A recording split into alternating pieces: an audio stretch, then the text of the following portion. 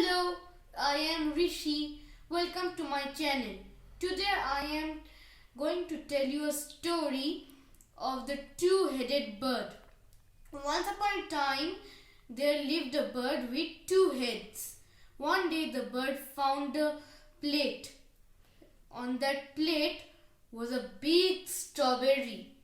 The first head told the second head, I will eat that strawberry all by myself.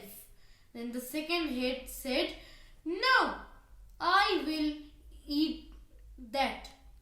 So the first head said, no, it's mine. So the first head ate that strawberry. Soon the second head found a porridge, and then he said, look, first head, I found a porridge. I eat that all by myself. Then the first head told, give me some too.